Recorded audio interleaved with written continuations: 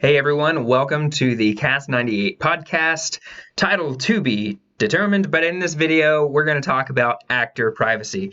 I'm your host, Daniel Fowler. I created Cast98 a number of years ago to help theater directors and stage managers manage rehearsal scheduling more easily, and it turned into managing auditions more easily and managing your cast more easily.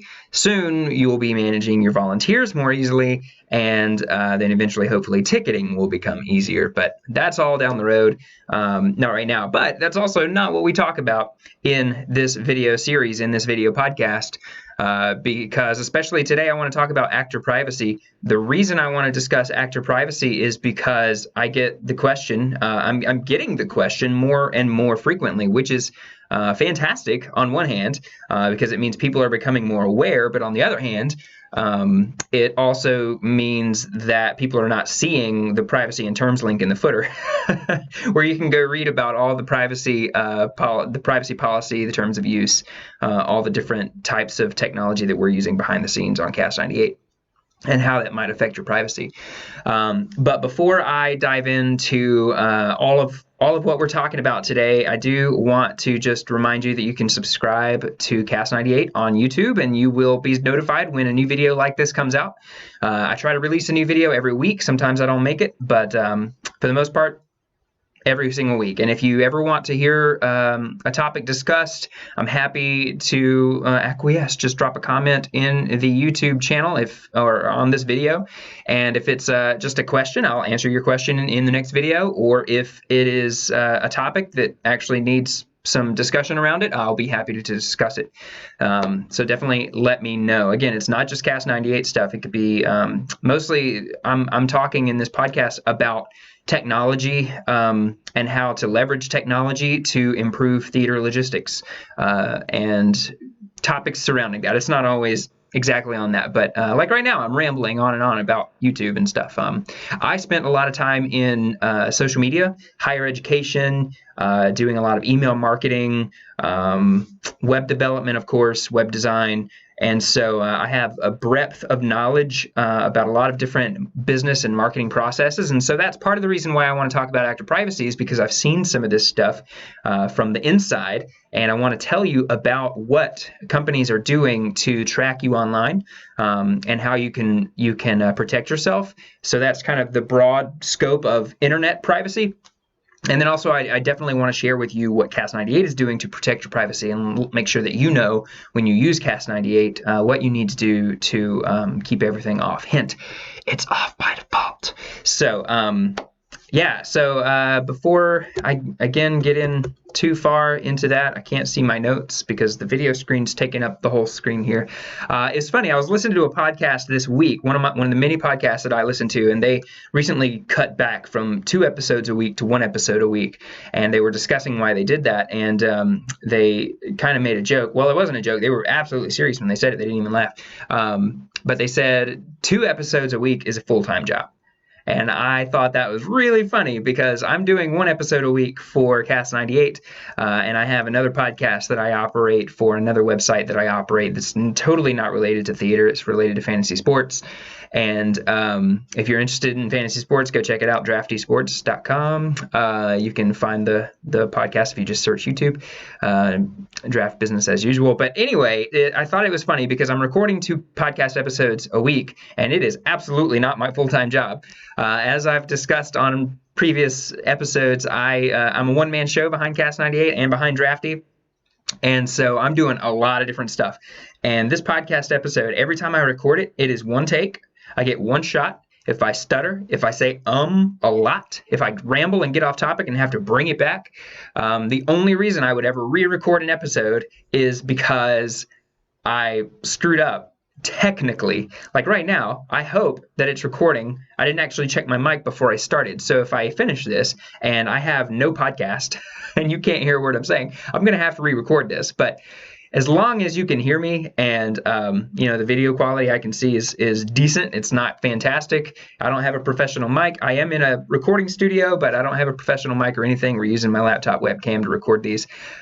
So yeah, there's not a lot of overhead associated with this, but I just thought it was funny that my other podcast I'm sure they're not the only ones. Everyone feels this way. Every podcast I listen to, all the good podcasts with the intro music and the logos and the branding, they all talk about having a producer, and they all talk about having a social media person, like an intern or use something usually.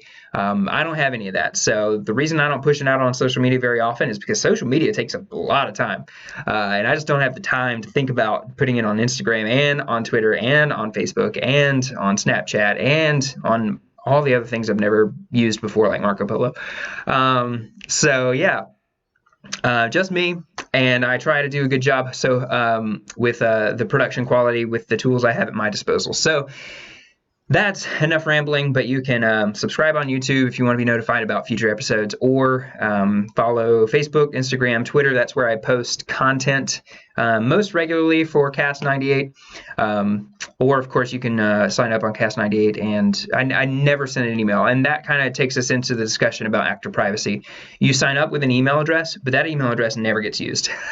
It will in the future for just things that directors are asking me for, like audition reminders. They want to make sure that people that signed up for an audition get notified when an audition has come to remind them so they don't miss. But also, what's another example? Oh, if the rehearsal schedule changes, and if I am called to a rehearsal that has been changed, either the title of the rehearsal, the type of rehearsal, the time of the rehearsal, the venue, if anything about that rehearsal changes, I should be notified about that. And right now I'm not. So eventually we'll be rolling out a feature where actors do get notified if one of their rehearsals changes. So that will be a fantastic feature and will not be intrusive at all. Hopefully no one marks that as spam, because that will be a needed email. Speaking from first-hand experience. So yeah, you sign up with your email address on Cast98, but that email address never gets used. If I need to send an email, I'll occasionally, about every 3 or 6 months, no, even less than that, hardly even once a year, I'll send out an email to a large group of users to do things like make sure that they're still active, because that's kind of segueing into number 2 thing that we do to protect your privacy. Number 1 is I never use your email address for anything except your authentication when you log in. You're not automatically added to a marketing email list of any kind. So you're never going to get spam that you didn't ask for. If you use the opt-in to emails in the footer, you can put in your email address and hit the subscribe button. Hopefully that subscribe button indicates to you that you are signing up, opting in for to receive some email, and that is exactly what that is. Even when you do that, you only get an email about every 6 months. Again, because I just don't have the time to put together a monthly newsletter. I tried to make it a quarterly or a seasonal newsletter. Even that didn't really work out. Once the pandemic hit, I was just like, oh my gosh, I've got plenty of time on my hands, but no motivation whatsoever to actually do those kinds of things. So I applaud those groups out there that I know are doing monthly newsletters, because you're great. But also you have a team, so there you go. Anyway, so that's number 1. You sign up with your email address, but we never use it for anything except authentication. Number 2 is when you, what was number 2? I started talking about it just a minute ago. If I had Jeopardy music, I would play it right now. So you sign up with your email address, and okay, so I don't remember number 2, so I'm going to change it and make it a different number 2. Number 2, when do you give permission for us to contact you and or to share your information? You do that in a couple different ways, and again, you can review all of the terms of use. If you go to the loadcast98.com or us.cast98, whatever server you're on, go all the way to the bottom in the footer. At the very, very, very bottom is a privacy and terms link. You can click that and read all about the privacy policy and the different, again, technologies that are being used behind the scenes. So all this that I'm talking about is really encapsulated there. But how do you share your information? You do that in a couple of different ways. When you submit, number 1, when you submit an audition form, you are giving your permission to share your profile information with the director and any co-directors of that show. So your information is shared with the person that posted the show from the theater company that posted the show. And then they have the ability to add any number of co-directors. So usually these are staff people, stage managers, music directors, choreographers, You're going to know who these people are for the most part if you've done shows with the theater company in the past. But just know that Cast98, me, I do not moderate or do any kind of background checks or anything on those people. It's just not in the scope of what Cast98 does, and I don't have the bandwidth to moderate that kind of thing. So when a show is posted, the director can add co-directors. And in a real life example, you're going to know who those people are, but Cast98 does not know who those people are. I can go in and see who those people are, but again, you need to check with the director to find out who has access if you're worried about it. And most folks are not worried about it because the director is not going to add co-directors willy-nilly, because they get the ability to see everybody's information, to edit the cast list, to edit the rehearsal schedule, do all the really important stuff related to their show. So they're not going to willy-nilly hand out permission for admins to come in and do that kind of thing. They're going to be very careful with selecting the people that are directly affiliated with that show's leadership and invite those people in. So when you submit an audition form, you are opting in to share your profile information with all those people. I say all those people. Most of the time, it's 1 to 3 people. That's the average number of admins that I've seen being put on shows on Cast98. So a little bit of inside information. And then the other way that you can share your profile information and not keep it 100% private is by going into your profile settings and going into your account privacy and opting in to the actor database, the professional actor database. It's not for professional actors, it is for anybody. But when you opt into that database, we have a search area where professional casting directors can go and run a search for different demographic items and try and find some local or community theater performers or tech people, stage managers, even directors, to be a part of their show. So it might be a production manager, could be an agency, a casting agency, could be a director of a show who has an emergency casting situation and they need to fill it. But if you opt into that database, you are opting in to share some or more of. It's basically, it's safe to assume all of your profile information will be shared with someone who searches and finds you in the search results. So if they initially they are just given a boilerplate of information about you, your name, your gender, height, weight, that basic demographic information to make sure that they can match you with the type of role that they need. And then if they're interested in you, they can click and they pull up your entire actor resume. So everything about your past experience, your reputation, your cast bio, your headshot seen in the search results. So all those different types of things. They can download your resume. They can see your social media links and go look at your Facebook or your Twitter if you have those things linked on your profile, which is good. I'm not saying all this to scare you away from posting these things, because it's very helpful for you to post these things as long as you're moderating and self-monitoring your Facebook feed and Twitter, making sure you're not posting those drunk photos on a weekend. But it can be a really, really beneficial tool if you are careful about what you post. And that takes us into kind of internet privacy in general, because as I said, I do have some experience working in business, and specifically with marketing teams in higher education and in e-commerce. And I've seen a lot of the marketing that goes into trying to sell more stuff to people. And so I want to share with you some of what I've learned in the industry, and hope that you will take my professional advice and use it to just guard yourself as you move around the internet. And the first thing I want to talk about is social media trackers. And it's becoming kind of a hot topic because Facebook has gotten in trouble a lot recently for not protecting user privacy. And I'm just here to tell you, just like so many security professionals, if you ever listen to anything, if you ever listen to anything that comes from an objective third party, they tell you Facebook does not care about your privacy. And it's true. They don't. They are out to make a buck. And if you look at the, again, public market information that's out there, you see that over 90% of Facebook's revenue comes from their advertising. So they offer their services for free. Instagram is free. It's owned by Facebook. WhatsApp is free. It's owned by Facebook. Facebook, obviously, is owned by Facebook.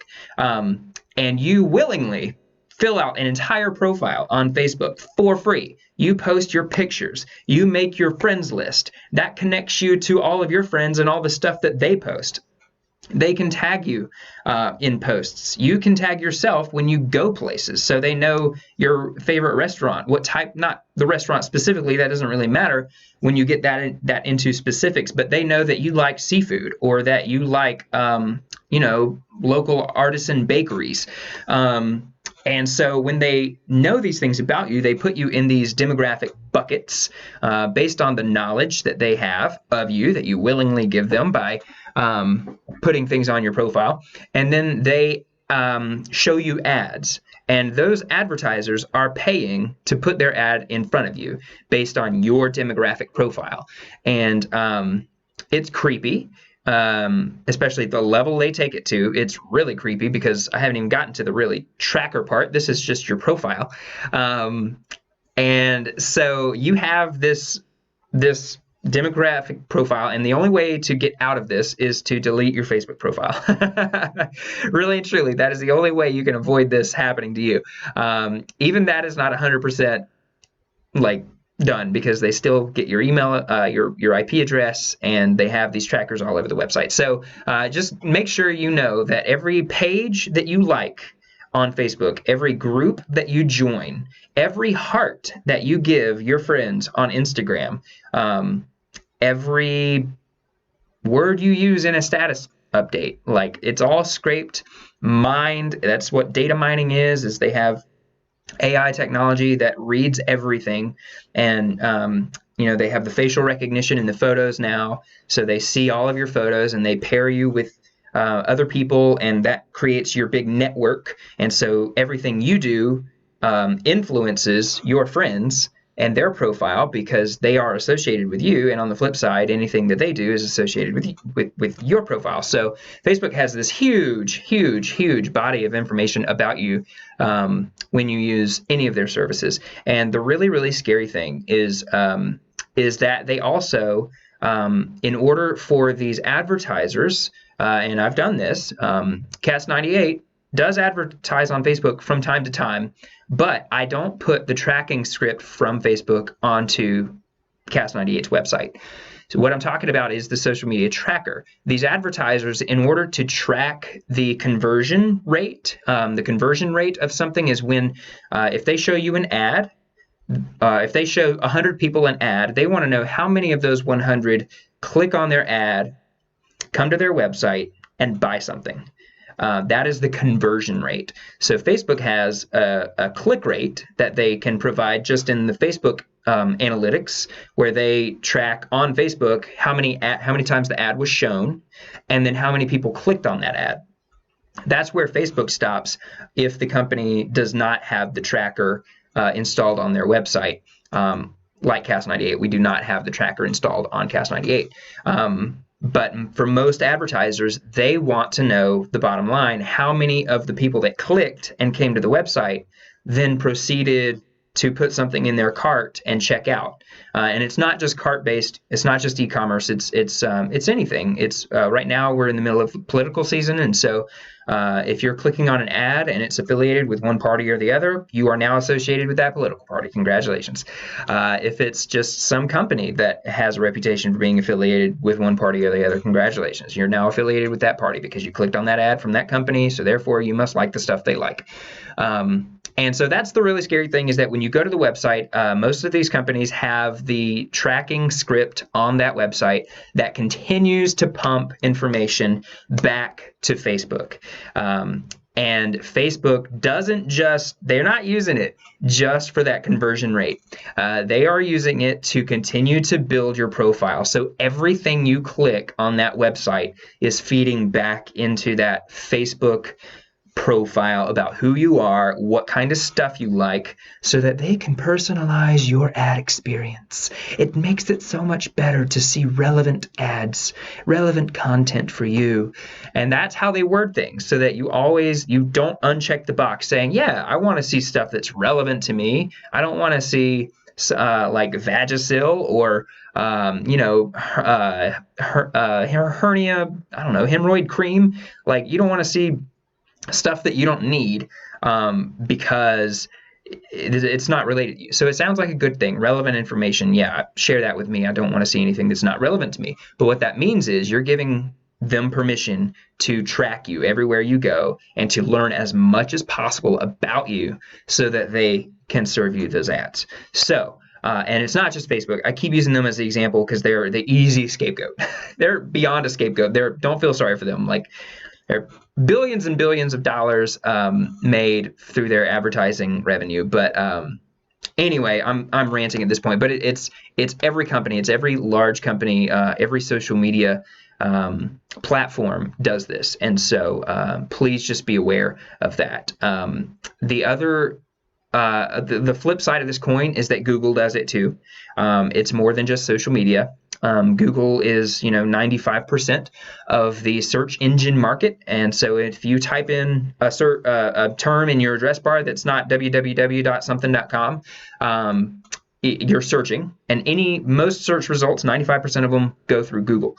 And so Google is doing the same thing. Every time you search, they are tracking you. They are learning more about you. They are putting together a profile. If you don't have a Google account, good, but they still have your IP address, and so they still learn stuff about you based on your location. And the same thing, and they do that, they have to track your IP address because some stuff is geographically limited. When me as a company, if I go to set up advertising, I can limit by a geographic area. So if I'm a local business, I don't want to target somebody across a state border. I want to target people just within a 25-mile radius. And so in order to do that, they track your IP address, and that's how they justify collecting all this information about you. Even if you don't have an account, there's that. But Google is, I won't say worse, but they are even more powerful than Facebook in this regard, because something crazy like 80% of websites are using Google Analytics as their means of tracking user traffic on their traffic on their website. And it's necessary. It's really necessary for websites to do that, because it's the only insight into how many people visit their website. And using it like I do on Cast98, it's important to see, are users flowing the way that I intended? And the way that I intend things is based on the best possible user experience.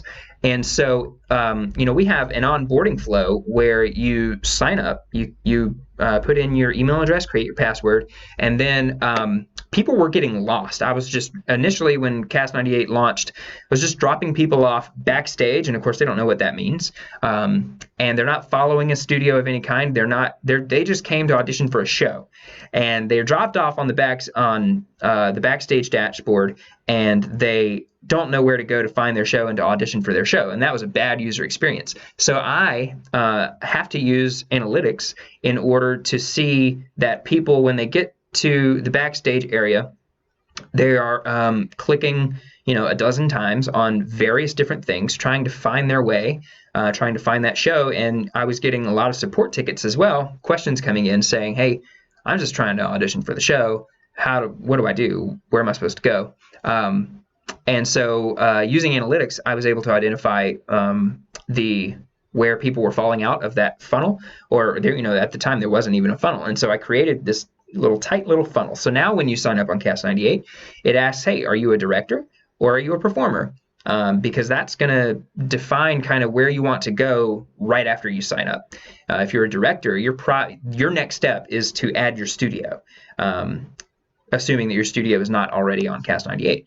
And then once you create your studio, your next step is probably to post a show. And so every step that you take, you're given the option to go one of two directions, really. And so it's really, really helpful, and it's cut back. I haven't gotten a support request about just how to sign up in a long time.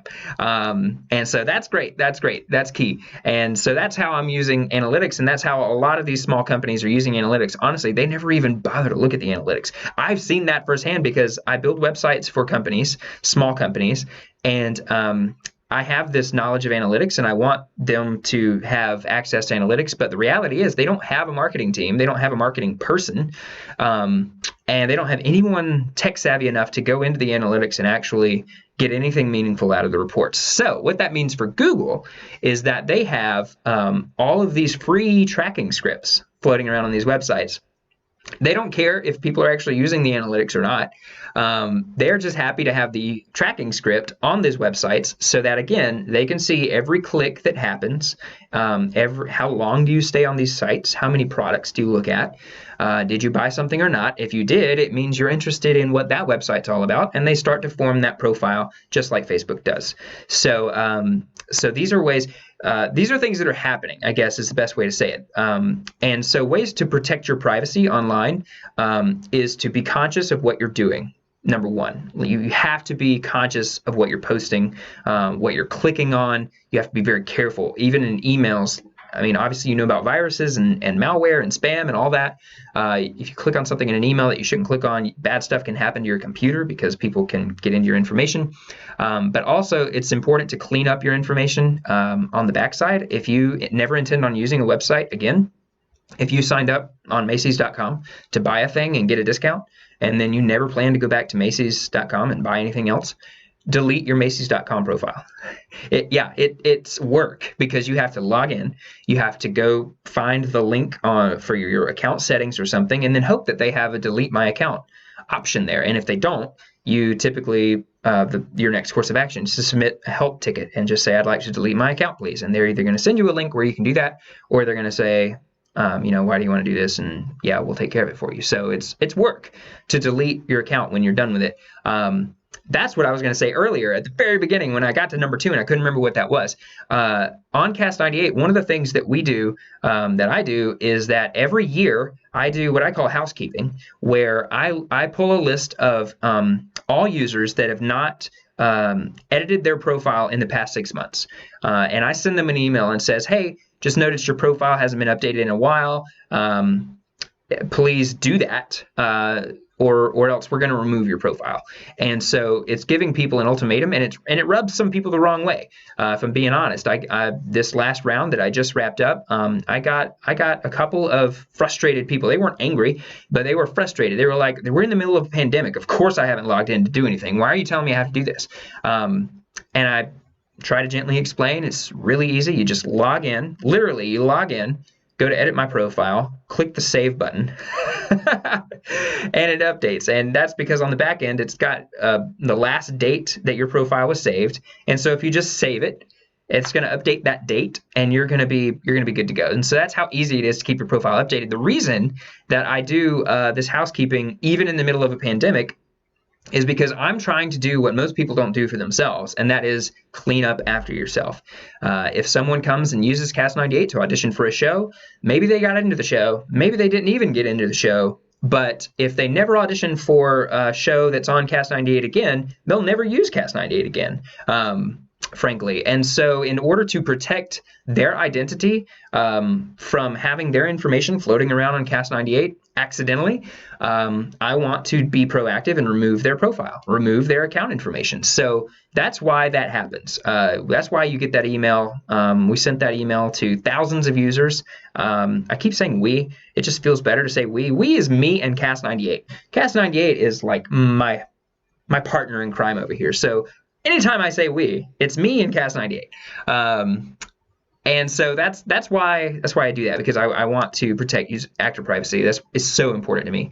And also another thing, I know I'm shooting all over right here, but I'm going to come back. I did number 1, which is monitor what you post online. I'm going to come back to that. But also, Cast98, we work a lot with children actors, and this is really important for parents. They want to protect their children's privacy. This is another big, I get a request a lot, so they want to know about the privacy. And so if you go to the footer, privacy and terms, click on it, we're good. You'll learn about it there. And so obviously when you're dealing with children, you have to be very, very protective about what gets shared and what doesn't. And so again, trying to be super proactive. If a parent if they put their child's information into Cast98 for a show, and then that child decides they don't like theater and they don't want to do it anymore, we don't want, Matilda Smith. We don't want Matilda Smith, who is a 6-year-old girl, to have her information on this website for all time. That's just bad business. And so that's another part of the housekeeping, is that if Matilda Smith's 6-year-old daughter has a profile on Cast98, that profile will be removed because I have put in place this workflow of automatically deleting profiles that don't get updated. So it's really, really important to me. I hope you understand a little bit more about that. So circling back now, number 1, monitor what you do online. Number 2, do not number 2 was clean up after yourself. Clean up after yourself. Delete your profile if you've created an account somewhere and you're not going to use that account. Delete that account. Let's see. Number 3, you can download, third and final, because I got to wrap this up. You can download browser extensions. Be careful, because some browser extensions are just trying to do what these websites are doing. They're trying to collect your data so that they can monitor you around the internet and sell your information to an ad company, or to a company that wants to buy ads based on your interest. So be careful. But a couple that I recommend, there's one called Facebook Container. This is on Firefox, and I think it's on Chrome too. Also, don't use Safari. They're not as good in the extensions and add-ons department. Google Chrome, of course, is part of Google. It's part of the Google machine. So I recommend Firefox. It's an open source browser. It's really, really good. And they do a lot to be proactive about protecting your identity. They even have built-in features to monitor your email addresses and make sure that if a website somewhere is hacked and your information is compromised, they notify you based on the email addresses that you've put in to track. Because, okay, let me back up and explain this a little bit, because it's really, really important. All right, you sign up for 200 websites. Over the course of 5 years, you probably sign up, create an account on about 200 websites. When you do, most people are using the same email address and the same password on all of those websites. And so if any one of those websites gets hacked and the user information is compromised, you've just compromised all of the websites that you are a part of, your affiliation with that website. They can't necessarily get into those Well, that's not true. I'm not even going to say that, because that's not true. They can possibly hack that website with your account because you've given them insider access to that. Anyway, that's the tangent. But so if one site gets hacked and you're a part of that, if you have the same email address or password on any other website, you are now compromised for those websites, because what these automated hacking systems are capable of doing is they pull that information, and then usually they'll just sit on it for a period of time. They post this database onto the black web. It's like, the back alleys of the internet. And that's how Firefox, their team, learns about it. Again, it's open source, so it's not just the Firefox team. It's people everywhere that are a part of the community. Somebody gets access and identifies that that website was hacked. They have a list of all the email addresses that were compromised or potentially compromised, and they cross-reference that with the Firefox data that you have provided, saying, hey, I want to monitor my email address. And so when there's a match there, they notify you. And so you can go and delete your profile on that website, and hopefully you will be proactive and go change all your passwords if you've shared the same password. To that, I want to move on and say another thing you can do to protect your privacy. This is number 4. So sorry, I said number 3 finally, is to download those extensions. The good one is Facebook Container. on Firefox and Chrome. I recommend using Firefox and taking advantage of some of the Firefox tools that they have. That was number 3. Number 4 is you can...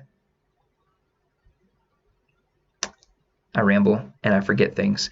So we were talking about monitoring your email address. And so, password managers. Number 4, password manager. Use a password manager. There's a free one called LastPass. LastPass.com. You can go and download it for free. It downloads to your computer and it downloads into your browsers. And the setup is kind of hard. But when you go around to various websites, what it's going to do is it's going to remember your login information and store it on a secure server. LastPass is free, which means that it can be kind of shady because, as we've discussed with Facebook, if something is free, it's not really free. They're selling your information to someone. So that, LastPass, I think, I don't want to say that they've been hacked before, but anyway, it's free. The one I use is called 1Password. So it's the number 1 and the word password. Let me do that backwards so that you see it correctly. 1Password, and that's the one I use, and that's the one that is most widely regarded as the most secure. And again, you can store login credentials and generate secure passwords. So as you either create new accounts all over the internet, go on your website account spree, you can generate a unique and secure password for each of these websites and store it so that you don't have to actually remember it because it's a random string of numbers and letters. And then use the browser extension. Next time you try to go log into that website, it's just kind of click and it logs you in, and it's great.